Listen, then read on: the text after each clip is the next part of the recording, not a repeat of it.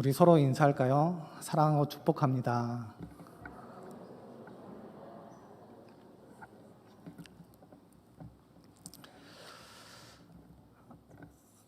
우리는 하나님의 자녀입니다. 또한 하나님의 사랑을 힘입어 살아가는 자녀입니다. 그러기에 우리 또한 사랑을 전하며 또한 실천할 수 있는 우리 귀한 우리 금옥교회 성도 여러분들 되기를 간절히 소망합니다. 과거에도 그랬지만 지금도 많은 사건, 사고를 대한 그런 뉴스를 접할 때가 많이 있습니다. 그 뉴스를 들을 때마다 마음이 답답해지는 소식들도 있고 또한 접하면 접할수록 짜증나는 보도들도 있습니다. 또한 말세구나 라는 탄식이 저절로 나오는 사건, 사고들도 있습니다. 이렇게 좋지 않은 사건, 사고들을 들을 때마다 사람들의 마음은 어떻게 변할까요? 어두워지고 또한 마음의 분노와 절망을 불러일으키기도 합니다. 이런 일들을 저지르는 사람들의 마음을 황폐화하는 일들이 자꾸 일어나서 우리 마음 가운데 그런 걱정거리가 생기는 것 같습니다. 하지만 여름 냉수처럼 시원하고 봄바람처럼 따스한 일들도 참으로 많이 있습니다. 과거에 있었던 미담 하나를 소개하려고 합니다. 중앙일보에 있었던 이야기입니다. 제목이 온몸에 피멍이 들어도 아버지 마음껏 구경시켜 드리기라는 제목입니다. 여기에는 두 아들을 둔 평범한 가장 이군익이라는 사람이 있었습니다. 그는 나이가 지긋한 좀 나이가 많으신 92세 된 아버지를 모시고 살아가고 있던 자녀였습니다. 그러던 어느 날 그 아버지를 모시고 독립기념관 나들이를 하게 되었습니다. 나들이를 하던 중 아버지께서 갑자기 하신 말씀이 있습니다. 뭐라고 말씀하셨냐면요. 금강산에 가면 1만 2천 봉에 8만여 개의 암자를 볼 수 있을 텐데 라는 말을 하게 됩니다. 7남매의 막내인 자신까지 대학 공부를 시키나 수고했던 그 아버지를 생각하면서 결심하게 됩니다. 금강산이 아니라 그 할아버지라도 내가 모시고 관광을 하겠다라는 결심을 하게 됩니다. 그리고 아버지 생신쯤에 가족회의를 통해 금강산 관광을 결정하게 됩니다. 그런데 여기에 여러 가지 문제가 있었습니다. 어떤 문제냐? 아버지가 걸음을 많이 걸을 수 없습니다. 또한 휠체어도 산에서는 무용지물이고 또한 아버지를 업고 가려고 하니까 아버지가 붙잡지를 못하니까 결국 여러 가지 문제가 생긴 것입니다. 결국은 고민 끝에 한 가지 방법을 생각하게 됩니다. 그것이 무엇이냐면 지게를 제작하게 됩니다. 그리고 그는 92세 아버지를 지게에 모시고 금강산 관광을 시작하게 됩니다. 부축 안내원이 웃으면서 통과하시라요 라고 하면서 이야기를 하고 또한 연세가 높으신 관광객들이 다가와 어깨를 두드려주며 격려를 해주셨습니다. 그리고 젊은 사람들은 부러운 눈으로 바라보기만 했습니다. 60kg가 넘는 지게를 지고 여행하다 보니 어깨와 팔이 곱고 또한 허리가 끊어질 정도로 아팠습니다. 지게를 벗었더니 온몸에 피멍 자국만 있었지만 결국 아버지가 좋아하시니까 기쁘게 그 일을 하게 됐다라고 하면서 글을 마무리하게 됩니다. 글을 통해서 어떻게 느끼셨습니까? 마음이 따뜻해지지 않으십니까? 나도 부모님을 저렇게 모시는 사람이 되어야 하는데 그 지게 위에 바로 천국이 아닐까라는 생각을 해보게 됩니다. 사람들의 마음에 기쁨을 주고 도전을 주고 사랑을 주는 아름다운 일화가 아닐지 생각 싶습니다. 사람들의 마음에 기쁨과 사랑을 주는 아름다운 일들을 많이 하시며 살아가는 우리 금옥교회 성도 여러분들 되기를 간절히 바랍니다.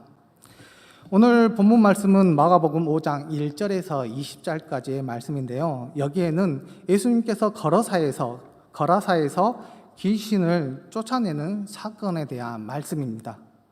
본문에 등장하는 인물 중에 거러사에 귀신 들린 사람이 있는데 그 귀신 들린 사람은 사람이 아닐 정도로 온 정신을 가지지 못한 사람입니다. 왜냐하면 3절에서 5절까지의 말씀을 보면 그 사람의 모습과 행동을 자세하게 묘사하고 있습니다. 그는 어떤 사람이었냐? 그는 무덤 사이에 살고 있었습니다. 쇠사슬로 묶어 놓으면 그것을 끊어버릴 정도로 강한 힘을 가졌고 온 정신을 가지지 않았던 사람입니다. 그리고 밤낮 무덤 사이에서 소리를 지르고 있으며 돌로 자기 몸에 상처를 내고 있던 사람이 귀신 들린 사람이었습니다. 이런 모습을 보면 자기 자신에 대한 사랑과 자긍심이 없는 사람입니다. 다른 사람과의 관계를 맺고 사랑을 받으며 살 수 없는 사람이기도 합니다. 어찌 보면 자신을 짐승과 같다라고 생각하며 살고 있던 사람입니다. 이런 전체적인 모습을 볼 때 우리가 무엇을 깨달을 수 있느냐? 바로 사탄의 사역 중에 이런 것들이 대표적이라는 것을 우리가 알 수 있습니다. 하나님에 대한 신앙의 마음을 사라지게 합니다. 그리고 자기 자신에 대한 존엄성을 잃어버리게 합니다.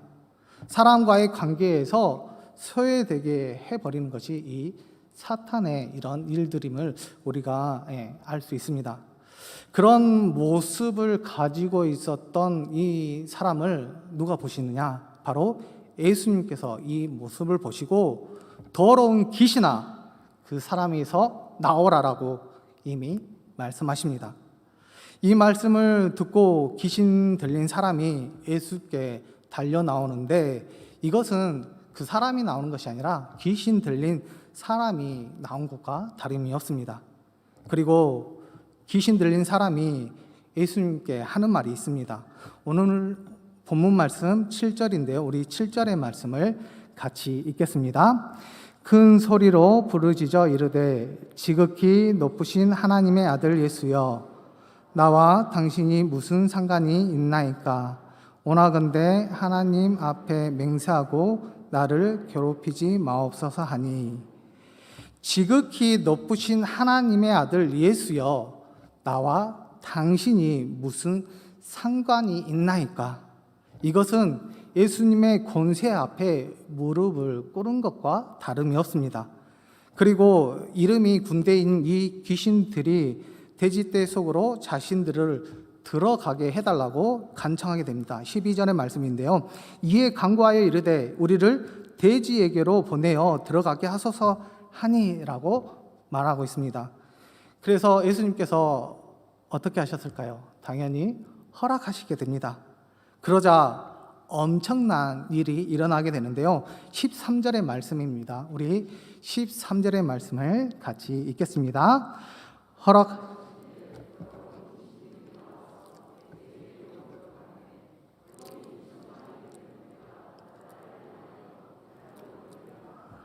다의 몰수. 아멘. 2,000마리나 되는 돼지떼가 갑자기 바다를 향하여 달려가 빠져 죽게 되었습니다. 낙하암에 몸을 던진 삼천 궁녀와 같이 돼지들이 그렇게 물속으로 뛰어 들어간 것입니다.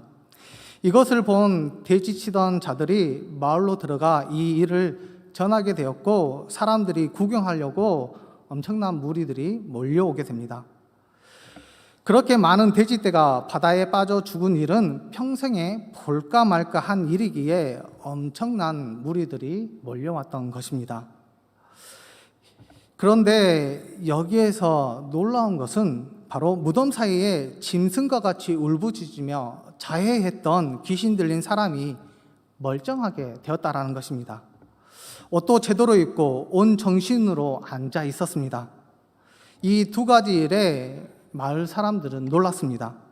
놀람이 지나쳐서 두려움이 찾아왔습니다. 그래서 마을 사람들이 예수님께 마을에서 떠나달라고 간곡히 요청하는 것을 보게 됩니다. 여기에서 저는 몇 가지 의문점이 생겼습니다. 그 의문점이 무엇이냐면요. 과연 예수님께서 귀신들이 돼지에 들어가면 바다에 뛰어 들어갈 것을 알고 계셨을까? 알고 있었다면 그 돼지를 잃게 되는 주인을 생각하셨을까? 돼지 2,000마리가 죽어가는 현장에서 예수님은 과연 무슨 생각을 하고 계셨을까라는 의문이 생겼습니다. 그래서 여러 가지 추측을 통해서 결론을 내렸는데요. 예수님은 귀신 들린 돼지들이 바다에 들어갈 것을 알고 계셨습니다. 왜냐하면 놀라지도 않으시고 당연한 것으로 받아들이고 계신 그 예수님의 모습을 보면 알 수 있습니다. 또한 예수님은 돼지를 잃게 되는 주인을 중요하게 생각하지도 않으셨습니다. 왜냐하면 변상을 요구하는 것이 아니라 떠나기를 요구하는 것으로 해결될 것을 아셨기 때문입니다. 그리고 돼지 2,000마리가 죽어가는 현장에서 예수님은 오직 귀신 들린 사람만 생각했을 거라는 그런 마음이 들었습니다. 예수님의 그런 생각 가운데 어떻게 하면 이 사람이 자기를 사랑하며 살 수 있을까? 어떻게 하면 이 사람이 자긍심을 회복할 수 있을까? 어떻게 하면 이 사람이 사람들 사이에서 문제없이 살아갈 수 있을까? 아마 이런 생각을 가지고 계셨지 않을까라는 생각이 들었습니다. 그런데 바로 이것이 예수님의 마음이 아니겠습니까? 그래서 예수님께서 첫 번째로 하신 일은 귀신을 쫓아내는 일이었습니다. 왜냐하면 노임을 받아야 하고 자유를 얻어야만 사람답게 살 수 있기 때문입니다. 귀신을 쫓아내는 것은 예수님에게는 일도 아닙니다. 명령만 하시면 해결되는 일이었습니다. 두 번째 일은 귀신 들린 사람이 어떻게 그 마음을 치유받을 수 있냐라는 것입니다. 귀신들이 돼지떼에게 들어가기를 요청했을 때 예수님께서 허락하셨습니다. 그리고 그 돼지떼들이 바다에 빠져 몰살했습니다. 그 이후에 귀신 들린 사람이 온전한 정신으로 돌아오게 되었을 때 그 온전하게 돌아온 그 사람은 자신도 모르게 되어진 일에 대해서 아마 다른 사람들에게 그런 이야기를 듣게 되었을 것입니다. 그렇다면 그는 어떤 생각을 하게 되었을까요? 나 한 사람을 구원하고자 돼지 2,000마리를 희생했구나. 내가 돼지 2,000마리보다 훨씬 더 귀한 존재이구나. 나는 사랑받을 수 있고 사랑받아야 하는 사람이구나. 아마 귀신 들린 사람은 눈물을 쏟으며 너무너무 감사하는 마음이 들어 예수님을 쫓아가겠다라고 요청하게 되었을 것입니다. 그것은 예수님에 대한 존경심과 사랑의 마음이 생기기에 그렇게 할 수 있는 행동이었습니다. 하지만 그에게 예수님은 이렇게 대답하십니다. 오늘 본문 19절의 말씀인데요. 우리 19절의 말씀을 같이 읽겠습니다. 허락하지 아니하시고 그에게 이르시되 집으로 돌아가.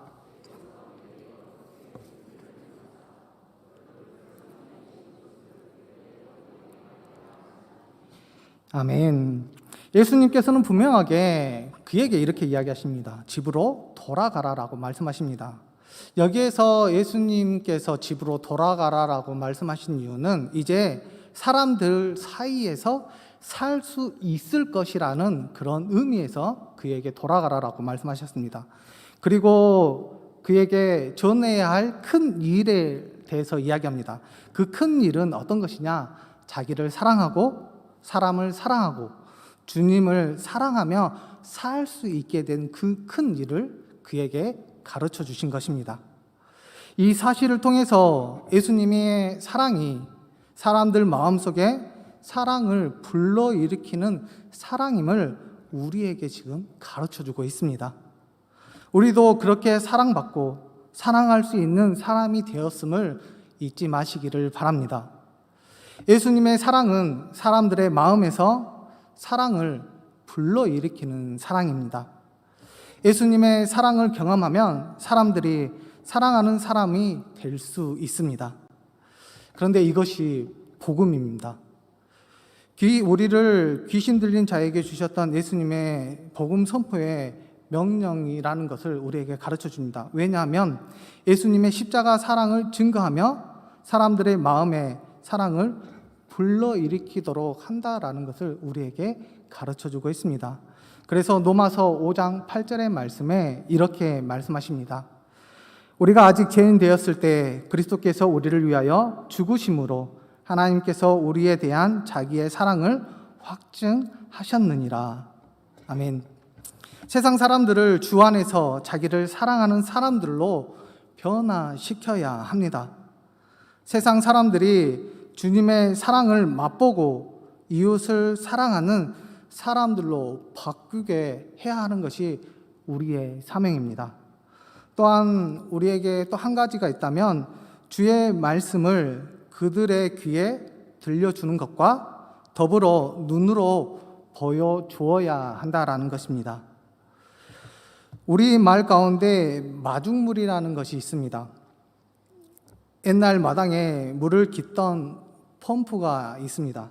그 펌프에서 물을 긋기 위해서 물 한 바가지를 부어 넣습니다. 그리고 신나게 펌프질을 하게 되면 물이 막 쏟아져 나옵니다. 이 한 바가지 물이 바로 마중물입니다.